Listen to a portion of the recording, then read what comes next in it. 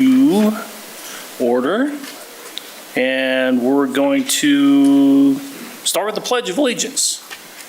Natalie, if you would like to come up and lead us in that, that would be awesome.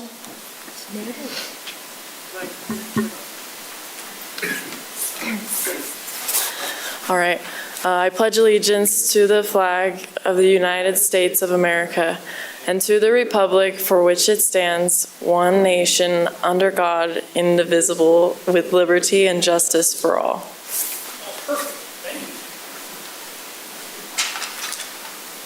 Okay. All right, so next we're going to move on to approval of the minutes of the council meeting February 18th, 2025. Do I have a motion to approve? I make a motion to approve the council meeting minutes of February 18th, 2025. I second the motion. Awesome. And that's it, right? Any opposed? Oh, yeah, any opposed? I'm sorry. No, you have to call a vote. All in favor? All in favor? Well, she said. Yeah, all in favor. Oh, all in favor. Say aye. Aye.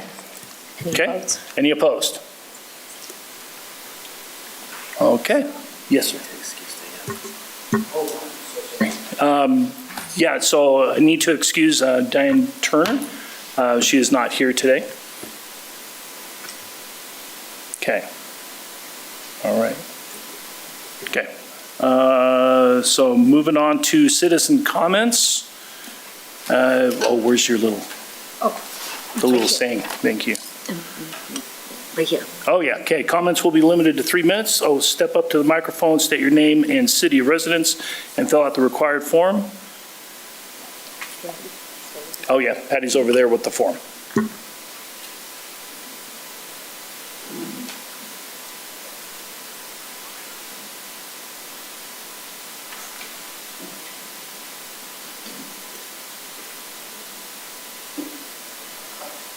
Okay, I guess no citizen comments. We're going to go ahead and close the citizen comments portion and move on to special recognition. I'll turn that over to the, what?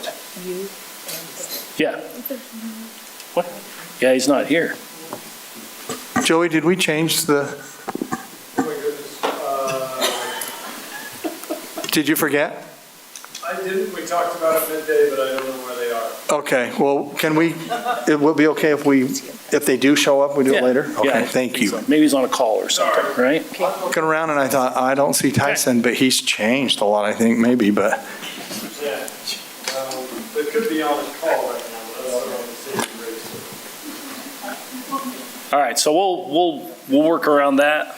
So we'll move on to the consent agenda with Mayor Hales presenting.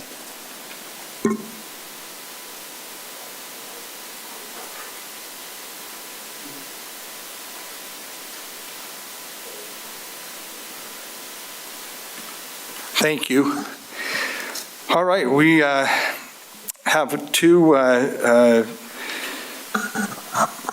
to consider a confirmation, two reappointments.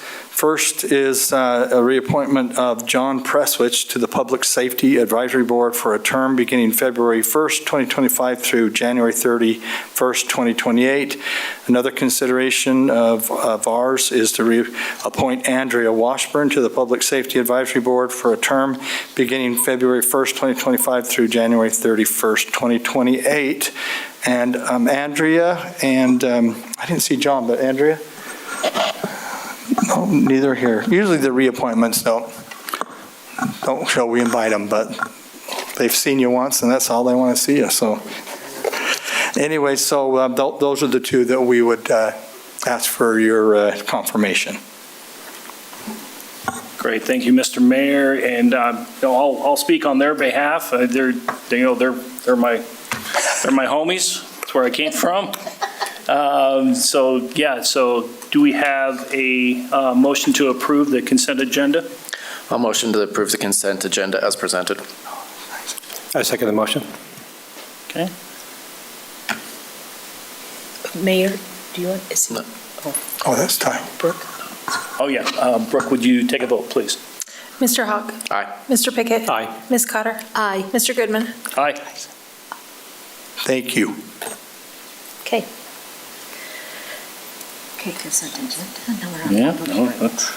Okay, moving on to public hearings. First now, we're going to move on to consider an ordinance enacting Chapter 3.58 of the Murray City Municipal Code relating to donations and sponsorships.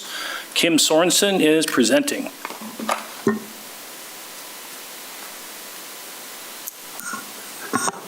Thanks, Council. So we spoke about this 2 weeks ago in Committee of Whole. This is an ordinance that allows the Parks and Recreation Department to entertain and accept sponsorships or donations for our recreation activities, special events, etc. And the bottom line is it gives the mayor the authority to let us accept donations or sponsorships under $100,000.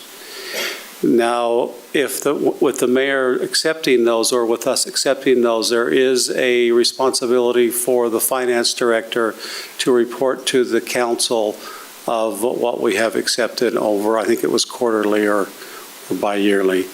And it also allows us to come to the council and request the approval to accept donations or sponsorships over $100,000. And then another key component of it is allows the mayor to give authorization for us to name rooms inside of a building. So for an example, you might think, why would we ever name a room after somebody? Well, with the theater, we anticipate that there may be somebody that would like to name the stage or the concession stand or ticket booth. That is common throughout theaters. So he could approve building or rooms within a building.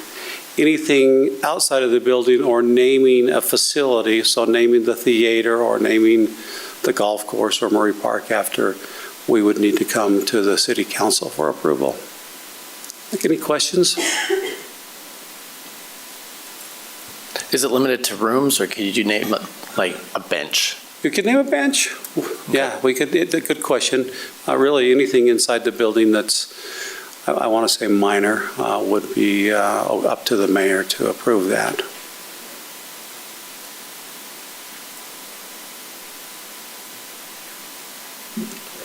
Yep. And I will say that I forgot, we did take this in front of the Parks and Recreation Advisory Board, and they gave it unanimous support. All right, thank you, Mr. Sorensen. Open it up for citizen comments. Oh, yeah, sorry. Comments will be limited to 3 minutes. Step to the microphone, state your name, city, residence, and fill out the required form.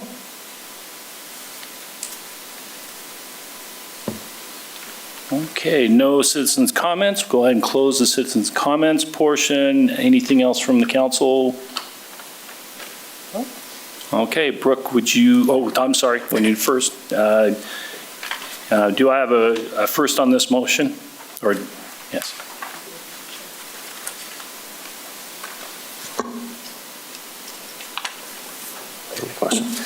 I motion to, did we entertain a motion? Okay. Yeah. I motion to approve an ordinance enacting Chapter 3.58 of the Murray City Municipal Code relating to donations and sponsorships. I second the motion. Okay, Brooke, will you take us through a vote? Mr. Hawk? Aye. Mr. Pickett? Aye. Ms. Cotter? Aye. Mr. Goodman? Aye. Yep, so that is passed. We'll move on to the next one. Consider an ordinance enacting Chapter 3.60 of the Murray City Municipal Code relating to fees for use of preserving the Murray City Theater and Murray Park Amphitheater. Kim Sorensen and Katie Lindquist presenting. Thanks again, Council. And Katie is here. She's here in case you ask me any hard questions, because she's the one who did the legwork on this ordinance. So this is an ordinance that allows us to charge a preservation fee at the outdoor amphitheater in the Murray Theater. So the outdoor amphitheater would be $1 per ticket, and the theater would be $1 for tickets $15 and under, and $2 for tickets over $15. Now, we did speak about this 2 weeks ago, too, in Committee of the Whole, but To recap, we hired Zions Financial.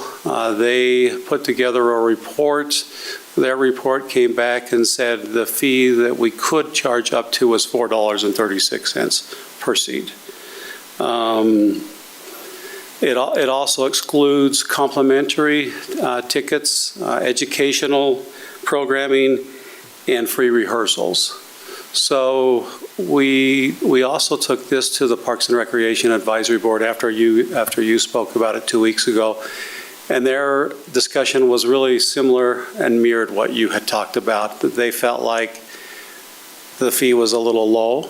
But after looking at the fee and understanding what other theaters charge throughout the valley, they voted and unanimously approved or supported what we have here, with the direction that we should look at it in a year and see how it's doing and see if it needs to increase. Now, I will say that this fee is not intended to fully maintain or operate the theater. The fee is intended to be put in an account and used for times when there's a need that the city general fund can't cover. And then it's also intended to be used in times when we have economic downturn and monies aren't available maybe for the theater. And then just as a savings account for the theater, but not intended to fully maintain the theater or the amphitheater. Any questions? All right, thank you, Mr. Sorensen. We'll go ahead and open it up to public comment. Please remember, comments will be limited to 3 minutes. Step up to the microphone, state your name and city of residence, and fill out the required form.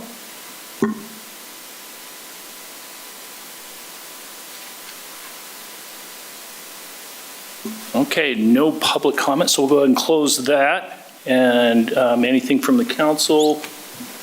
Can you give us some insight into the thoughts of the Parks Advisory Board on the discussion that you had? What were their arguments? What were they feeling? Why they landed where they landed? So let me make sure I understand your question. You're wondering, or you're asking kind of their discussion around. So their discussion centered around Zions Financial coming in at $4.36. And the discussion around, they saw the benefit of a preservation fee, especially during, times of need, like I'd mentioned. And they felt like the dollar or the $2 wasn't going to generate a lot of revenue or a lot of savings.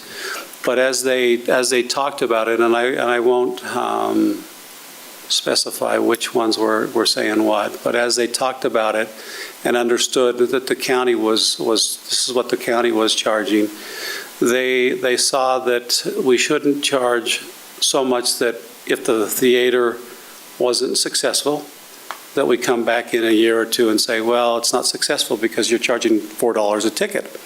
So they didn't want to charge an amount that would limit those who could afford to come to the theater. And after conversation, they all agreed that this was the right direction to go, especially where it's something new to Murray.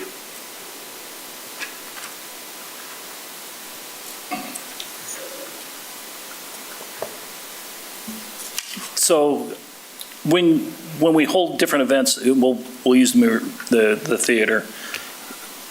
Is that price going to be the same every single time? And because wouldn't it kind of fluctuate as far as what acts or what you're doing there or whatever? Good question. And with that, why wouldn't you kind of consider like a percentage rather than a flat fee? Or is that just easier? Or, I mean, what was kind of the thought process behind that? The thought process, and the Parks and Rec Advisory Board didn't talk about that, but we did as staff and with Katie, and it was just simplicity. The simplicity of our percentage. Okay, so it's something we could possibly look at in the future. It is true. But we definitely don't want to go in too high. is kind of what We your could thinking look was. at it in the future. Now, you would never want the percentage to be more than that $4.36. Right. So I guess on a $100 tickets would be 4%, 4.5%. But yeah, Okay. that is something that we could look at in the future. Okay, great. Thank you, sir. Any other questions? No? Okay. Thank you. Very much. Okay. All right. I'd like to see if anybody wants to motion this ordinance, or Yeah, I'll make a motion to approve. Okay, make a motion to approve the ordinance enacting Chapter 3.60 of the Murray City Municipal Code relating to fees for the use of preserving the Murray City Theater and Murray Park Amphitheater. I second it. Okay, Brooke, would you take us through the vote? Mr. Hawk? Aye. Mr. Pickett? Aye. Ms. Cotter? Aye. Mr. Goodman? Aye. Okay, the ayes have it, and that is passed. Okay, next item is consider an ordinance amending section 17.156.020 to allow land use number 7410, sport activities as a permitted use. Zachary Smallwood presenting. Good evening, council. Let's see if this wants to work. It kind of does. I guess I'm going to go through it this way.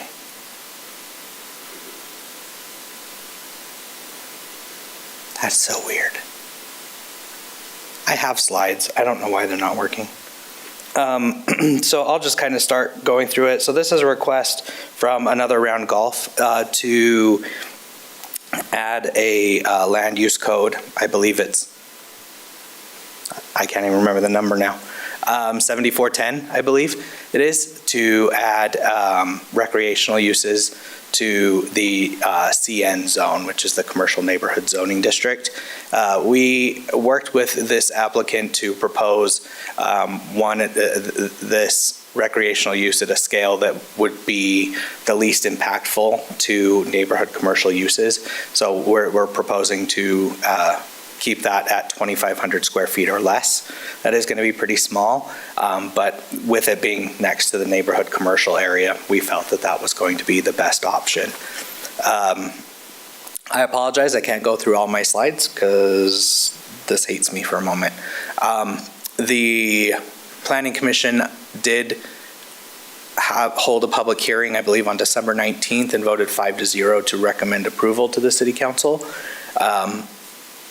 And I believe there were no comments on this agenda item at all. So Murray staff and the Planning Commission do recommend that the council move forward with this request. And I'm happy to answer any questions you guys have. Was there any letters or that have come in as of today? Not that On planning this? has received. Okay. Okay, thank you, sir. Yeah. We'll go ahead and move on to public comments for this. And remember, comments will be limited to 3 minutes. Step up to the microphone, state your name and city of residence, and fill out the required form.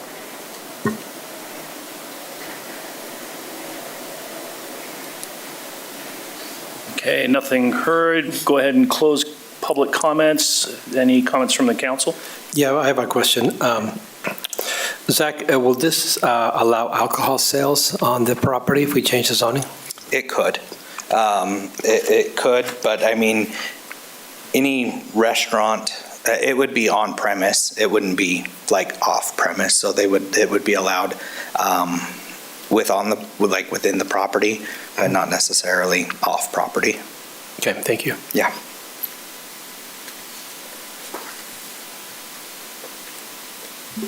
No other comments? Okay. It's us. Yeah. We make a motion. Yeah, I'll take a motion at this time. I move to make a motion on the ordinance amending section 17.156.020 C-N Commercial Neighborhood District to allow land use number 7410 sports activity as a permitted use. I'll second. Okay, Brooke, will you take us through a vote? Mr. Hawk? Aye. Mr. Pickett? Aye. Mrs. Cotter? Aye. Mr. Goodman? Aye. The ayes have it. Thank you, sir. We'll move on to the next item. Consider an ordinance relating to land use amends the land use, amends the zoning map from R110, single-family low density, to R16, which is single-family medium density, for the properties located at 1504 and 1508 East Vine Street, Murray City. Zachary Smallwood presenting. Awesome. I have the slides working apparently for a second, so I will try to go through this. Yeah, this is a request from Mr. Porkazemi he's requesting his zone change from R110 to R16. So you can see here he's located, he owns 2 properties along Vine Street. And I apologize, I don't know the name of the church. I think it's a Presbyterian church. So it's just west of those properties. It is currently in the R110 zone, like I mentioned. There is a smattering of RM10, which is multifamily, 10 units, up to 10 units to the acre, and also R16, which I'll show a little bit later. The future land use in this area is low-density residential. The R16 zone is considered a low-density residential as well. So this would comply with the general plan's future land use map. So based on our conversation from 2 weeks ago at Committee of the Whole, I kind of expanded this map out a little bit to kind of show, I mentioned in the Committee of the Whole that I was originally not in a lot of support for this rezone because it was such a drastic change from R110 to R16. But after looking and doing some analyzing of the nearby properties, as you can see, further to the west, everything in that lighter tan area is all zoned R16. On the corner of 13th East and Vine Street, that is actually an RM25 zone, which is the highest multifamily zone we have in the city, just by itself. And then we also have RM10 to the north of this property. And in that little cul-de-sac just to the west, I believe those first 4 units are duplexes. So there is a precedent here for higher densities, not necessarily super high densities, but there is a precedent for higher densities in this area, and opportunities for single-family dwellings in the city is continually moving further away. So whenever we can get a better opportunity to encourage some more single-family in the area, we can work towards that. So this is just going over the low-density residential section of the general plan. As I mentioned, it corresponds with a number of zones which go from A1, which is our agricultural, to R210, which is a low-density 2-family zone. Zoning standards, the R110 and R16, they are largely the same when it comes to the setbacks and things, except for the front yard is 25 in an R110 and 20 in an R16. Just by the nature of it being a smaller lot overall, getting that extra 25 feet can cause some issues. So reducing those setbacks helps in that area. An R16 is 5 feet lower in height, so 30 as opposed to 35 in the R110. And side yard setbacks are 5 feet in the R16 zone as opposed to the minimum of 8 in the R110. So here we've provided 4 findings that were also approved by the Planning Commission. The Planning Commission did hold a public hearing on December 19th and voted 5-0 to forward a positive recommendation. And with that, staff and the Planning Commission recommend that the City Council approve the requested amendment to the zoning map designation of the properties at 1504 and 1508 East Vine Street from R110 to R16. And I'm happy to answer any questions you guys have. I have a question. I don't see a plot with a proposed division of these. Am I missing that? What do you mean? So going R16, it means that he can now put in 4 lots where there are 2, right? So yeah, in order to do what he's proposing, Yeah. he wanted to do up to 2 flag lots. So yes, it would go from the 2 existing homes that are there up to 4, so 2 new dwellings potentially. So we don't have a drawing for that, do we? No, we do not provide those in zoning changes. Okay. Because, Thank yeah, you. that would be a project-based. Thank you. Yeah. So with this, oh, sorry, are you done, Councilmember? Okay. So with this, it would have to be 2 on that smaller lot and 2 on the larger lot. So it's not going to be an equal 4 between the whole lot, or is he going to redivide the lines? It would have to redivide the lines. So what would be required is that there has to be a 39-foot access drive that serves all 4 lots. So that typically would have to go through the middle, because it has to be 39 feet wide and it has to go a certain amount of depth, right? So it has to be a 30-foot driveway and then 4 feet of landscaping on either side. And then, so yeah, it would end up, it wouldn't be like, I apologize, let me get the laser pointer version of this. It wouldn't be like another lot here and another lot here. It would most likely end up, it would be reconfigured, is the short answer. Are we going to see more of these with houses that have land behind those houses? Are we going to see more of these coming up to us? I had this discussion with Chad, the director of CED today, because we did actually have somebody just on the other side, so 6400 South, I believe, that wants to do something similar. And so we've discussed on the merits of that, and potentially sometime in the future, maybe working with the council at some point, doing some sort of residential infill ordinance that allows for these types of things without drastically changing the zones. Because I believe, as I mentioned in the committee of the whole, Mr. Porkazemi actually has enough land in the R110 zone currently to do flag lot on this property. The issue is that it's the zoning district currently requires that he have a minimum of 80 feet in width right here, which he does not have. But the R16 only requires 60 feet, so, which he does have. He has 68 and I think like 65. So because he can do that, then he can then develop his property. And I think, in my opinion, I would rather make it available for people to do it in the underlying zone than to just start doing all these little spot things where it makes sense. But that's a broader conversation, and to answer your question, we continually see these come up and people asking if they can do this, because it's a historic thing in Murray. There's a lot of narrow and very deep lots. Yeah. I'm sorry. No, good. So I'm trying to find that number again, but I know I read it somewhere. What's the maximum length of an access road before you need to turn around? 150 feet. 150 feet. Yes. So, okay. And then is the applicant here? Yes, I believe he is. I think I saw him walk in. Does he have any input? You can ask for him. Right. What's that? Yeah.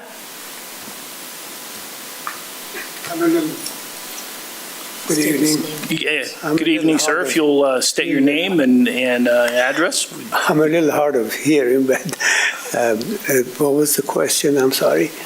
We were just wondering if, well, first of all, could you state your name and address for us, please? Mohammed R. Purkazmi. I live on 8120 South Royal Lane, Cottonwood Heights. Okay. And we're just wondering if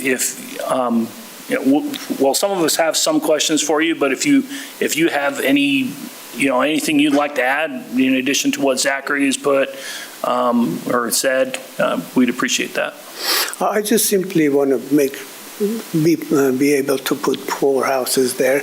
There's already 2 by Wine Street, but the 2 more in the back, and then make a common road from Wine Street all the way to all 4 properties without using the church's. There's a gate has been, when I bought the property, but the gate was already there, a huge gate. So it looks like they're not too comfortable, so I'm not going to use that. And just use a common road from Wine Street to the 4 property. I'm glad you brought up the church, because that's been some kind of concern with some of the residents or some of us here on the council is limiting some of their access or creating an issue with construction or whatever. I mean, how much communication has happened between you and the church as far as making sure that this goes as smooth as possible and we don't end up with issues? If I understand it right, you were confirming that the church is not too comfortable using that. Last time I was talking to the church representative, they said you can use it with our permission. They don't necessarily want me to close that gate. And what I'm doing right now over there is letting people use it for little agricultural things. I've been doing that for the last 10, 12 years. And now I wanted to kind of subdivide it or rezone it so I might be able to put 2 houses as well to accommodate people who want to have a small residential place. But was that the question? Yeah, kind of. I'm not condoning people going across your property to go to church or anything like that. That's probably not a great idea. More worried with the construction process and with heavy equipment and everything like that going through that neighborhood and impacting, what they're doing over there. I just want to make sure that that's been communicated with them as far as, what your plans are and kind of a timeline, just being really open with them, what's going on. I have been, and in return, they've been very open and cooperative with me. They welcome what I have been doing with the back section of the property, which is the south of Leap. And this time I'm glad I had an opportunity. There's a possibility that I might be able to put together zone R16, so I could put 2 more houses in the back. But I definitely am very sensitive to how they feel about what I do. That's great, sir. Thank you very much. Sure. Any council have any other questions for? No? Okay, great. Thank you, sir. Thank you. We'll go ahead and open it up to citizen comments now. Oh, did you have any questions for Zachary? Hey, Zach? Sorry. No, you're fine, you're fine. What does the church have around their church? What facilities? Is there anything that they have over in that? So they do have, they have used this area as kind of a gardens area, like a agricultural area, that they let various groups use, and they utilize it as well. But that's all I know of it. They also have an outdoor kindergarten program in that area. Preschool. Yeah, there's a school that's within there in addition to the church. Yeah. Do you, I can't ask, that's in some, never mind. Okay. To the north there, I must be, if you can flip back to that zone map color. I must be a little colorblind because what's to the north there are those? Those are townhomes in the multifamily, so it's RM10 zone. Those are 10s. Okay, that color looks totally different to me, but that could just be my eyes. Sometimes they come across different, yeah. All right. So those are townhomes across the street. Correct. Okay. Anybody have anything else? Okay. All right. We'll go ahead and open it up for public comments. Please remember, comments will be limited to 3 minutes. Step to the microphone, state your name and city residence, and fill out the required form.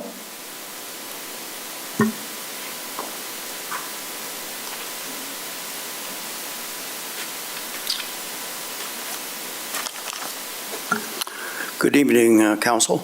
My name is Rick Urbaum. I live in Cottonwood Heights, Utah. Been here 47 years. I'm a member of Cottonwood Presbyterian Church. I've been since 1977. I was here at the meeting. We had the planning meeting back on December 19th. And at that meeting, Keith Lovkin, he's our buildings and grounds elder, read into the record a letter from our minister dated December 17th. I think that's already in the system. And Keith tonight has a session meeting at church with the other elders. But he sent me a note. I'd like to read a paragraph from regarding the church is not, we're not opposed to the zoning, that we're not concerned. Our real concern is the fact that Mohammed, the property owner to the west, is using our parking lot illegally to transport produce in and out. There is a gate. The Presbytery of Utah bought this property over 5 acres in December of 1957, and I've got a copy of the deed.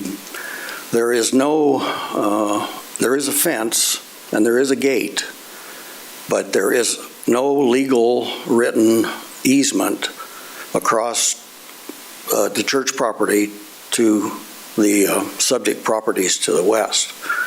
So the gate is there. A few years ago, the interim minister at the time allowed, there was a gentleman that wanted to plant a big tomato garden, so he gave him verbal permission to do that, plant the tomatoes, then come back and tend to them and then harvest them. We do have a church community garden with 54 plots that has been there for 25 years because we have over 5 acres. And it's a great, wonderful addition to the community. And most of the participants are not members of our church. But anyway, they sell produce and we give to the Utah Food Bank money. So anyway, that's been going on for many, many years. But again, as I said, we are concerned that Mr. Prokensi thinks he has an easement, which he does not. And I would I would just read, it's one paragraph. This is in addition to what Keith Lufkin said back in the meeting in December. We would like to make it known that if the zoning change passes, the property owner will have the necessary setback needed to build the driveway through the center of his property for full access. Hey, sir, I am so sorry, but your 3 minutes are up. I have one more sentence to read. Yeah, okay, yeah, go ahead. Thank you. This will remove the perceived need to access illegally through the Cottonwood Presbyterian Church parking lot. We want to reiterate that there is no right-of-way on record or granted for use of that access. The access through our parking lot has been observed to continue to be used illegally on several occasions since the Zoning Commission hearing on December 19th, 2024. And I can give you a copy if you would like it. But that's our position from Cottonwood, and answer any questions if you have any. So. Yeah, are there any other citizens that would like to speak? Yeah, okay, if you'll step up, sir. Thank you. Thank you, sir.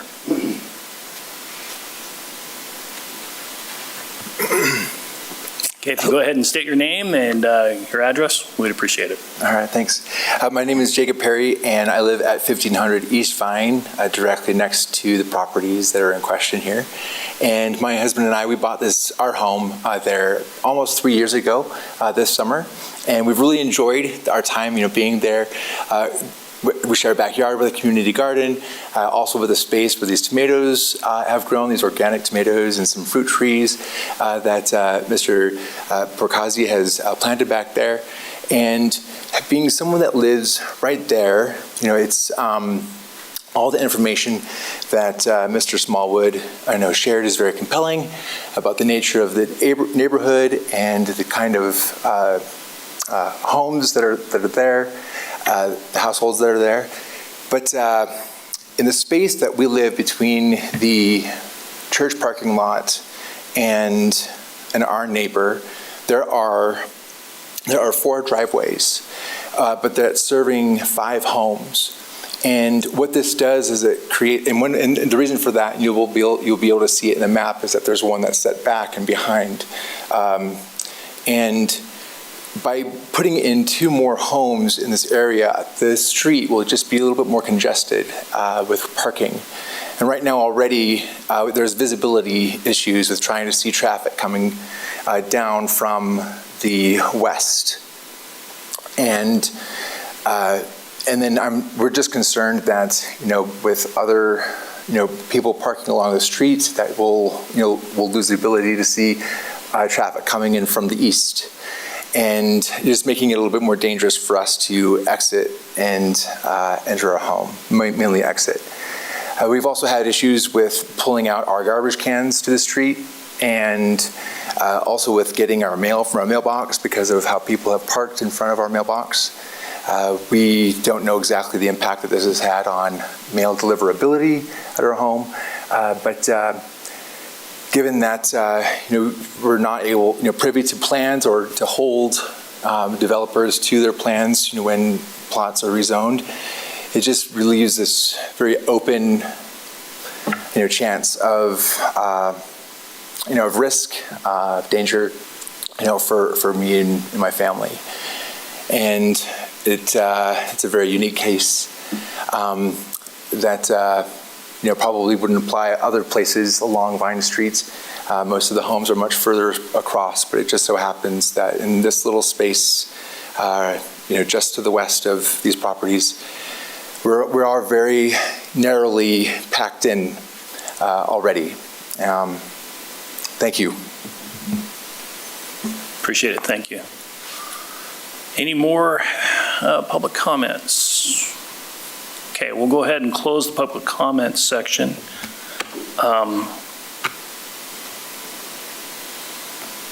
So I was wondering if I can I ask Zach? Hey Zach, can you bring up that map again? Do you want the one with the zoning map or just the aerial? No, the aerial. Okay. Oh, probably not. Why? It froze. Come on, Let's see man. You're killing me. Oh, here we go. Okay. No. This one? No. I'm telling you, this thing really dislikes me. We'll get Apparently, if I just wiggle the HDMI cable, apparently everything moves. I don't know how that works, but You're not holding your jaw right or something. apparently. Oh, wait. Okay, one more, like the aerial, like the Google Earth view.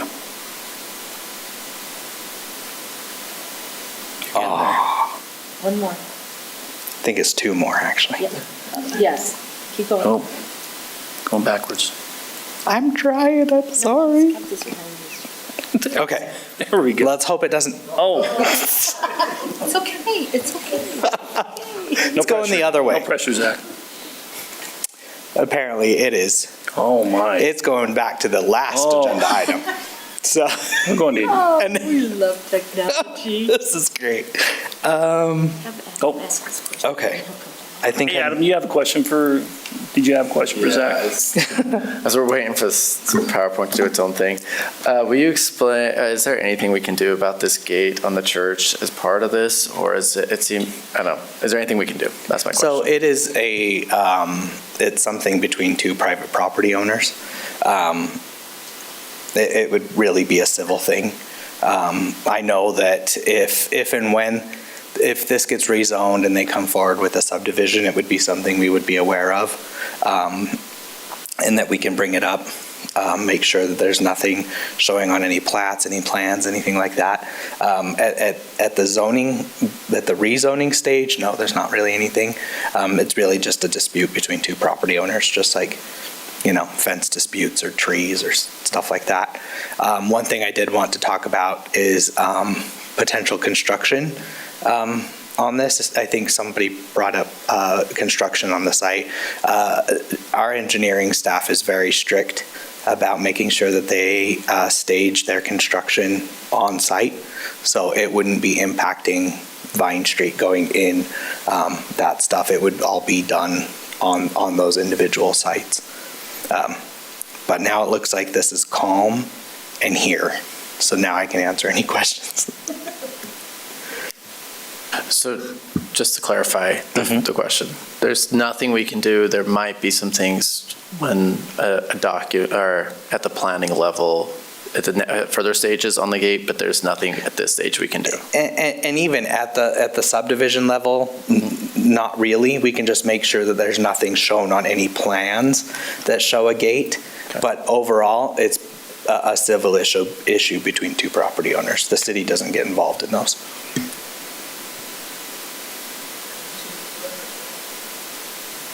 The letter that they referenced, it was presented at the Planning Commission, and it was. Yeah, why didn't we get that email? None of us have seen this letter. So at the Planning Commission, they read a letter, an email that was presented from the church, and that was not included in our packet. It would have been included, it would have been summarized in the minutes. We don't include all the public comments. So it was summarized. We didn't see the full, but it was summarized in the minutes. Very briefly. So this goes right back to that comment that you made, with the millions of flag lots that we have in Murray. And we're going to continuously see this problem having to continuously rezone these things one at a time and beat ourselves up over it. Because you look right to the west, there's another one right there. Yes. That's quite possibly could do this very exact same thing. I would say that that's most likely something that was done. That doesn't look like a Murray flag lot. It was probably done pre-annexation. Because I can say 100% that doesn't meet Murray code currently. that is way over. So give you a little bit of context. Our code only allows for all structures in almost every zone. 35% of the property can be covered in structure. So house, accessory structures, sheds, garages, things like that. Oh, no, I was talking to the one, let's see, 1, 2, 3 properties over. The one with, it looks like a... This one? Where's your pointer? Yeah, that one right there. Oh, okay, sorry. I was looking at... Yeah, the one next to it, I don't know. Yeah, that one over there. That That's was crazy. Somebody went... Yeah, this one wouldn't have the same characteristics. It is very wide. It has a lot of width, as you can see there. We wouldn't support a rezone for that one for those same reasons. For the same reasons we would support a rezone in this one, because it does have the width. If they wanted to come in and do a flag lot, they would have to fit under the R110 zone. Okay. But I do catch your meaning, though.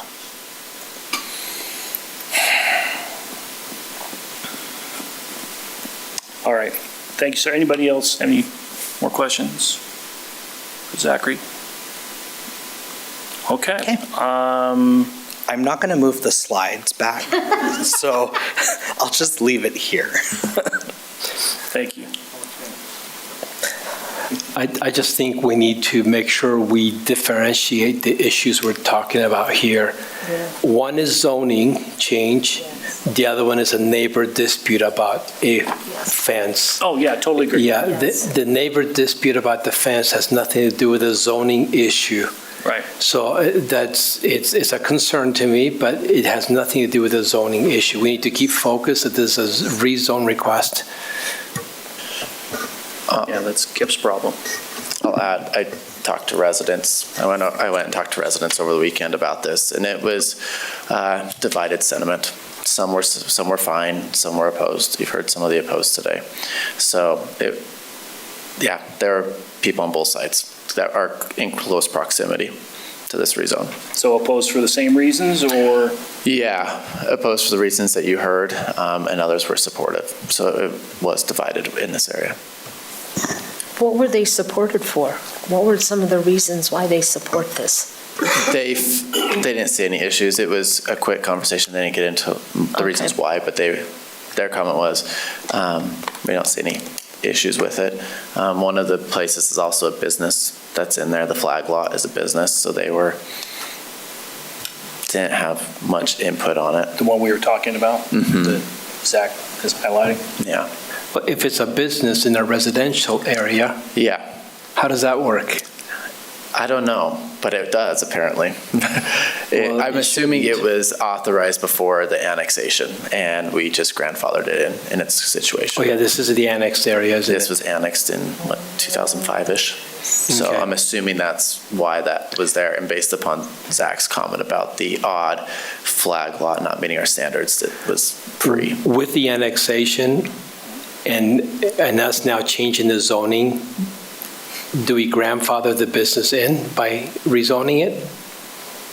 I think we've already grandfathered in. Exactly. You could explain it better. Sorry, I'm sorry, I don't mean to speak for you, Councilman Hawk, but I think he means this property right there. Yeah. So this property where the little highlight is, that's the business. So that's not affected by this proposal. It's just, yeah. I apologize. Can we throw out the business question out the window because it's not the property we're talking about, right? Yeah. It's not the property, but as I talked to residents in there, I did talk to the business, and Okay. they didn't have much say on it. Yeah, one of the issues brought up today by one of the citizen comments was about the number of driveways, and it seems like by allowing the rezone, it would reduce the driveways by one, because we now have two driveways coming out of this, and now Right, it would that's what I become was- one in the middle, right? That's what I was looking at, yeah. Yeah, Because that one, well, yeah, because the ones, Yeah. they're both on the west side of the property, and now it would become one right down the middle where the one is right now. yeah. So they'd have a shared driveway for the four houses. Is that, what about the Yeah. the width? Doesn't there have to be a width between them, between the two driveways? No, it's on either, so it's So it 39 could be feet. it could be on the east and the west. Yeah. And then the center. It would be doesn't need 30-foot that. Okay. access, yeah. So the driveways will remain? No. You were correct. So Okay. it would be 30, it would, if they do the two flag lots, it would be a 30-foot wide driveway. Down the And middle. then on the east side, there would be 4 feet of landscaping, and on the west side, Yeah. there would be 4 feet. Okay, of that's what I landscaping. understood, yeah. Yeah. Thank you. You had it right.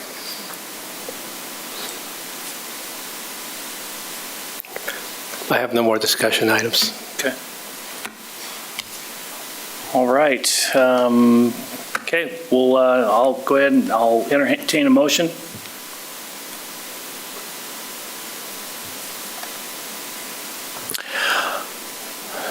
Let me make the motion. Okay.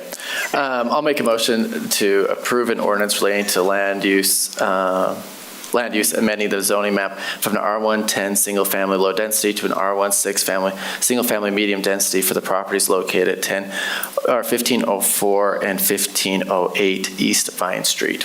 I second it. Okay, Brooke, you take us through it. Mr. Hawk? So this one's tricky for me.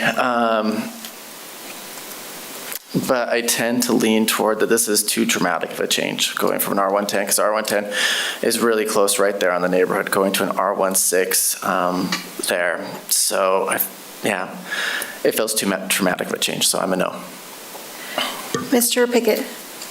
I do have a similar concern about changing the structure of the neighborhood, although I do like the idea of more homes in Murray. I just don't want to hurt the current property owners who are there, who are R110, so I'm a nay. Ms. Cotter? Nay. And Mr. Goodman? Yeah, pretty much for the same reasons. We need to have some future conversations as far as how we're going to tackle the flag lot, because this is going to keep happening over and over again. We need some sort of, so I'm a nay with Mr. Smallwood working with us in the future and fixing this. So I know, so they did not. Oh, yeah, so this, Ordinance did not pass.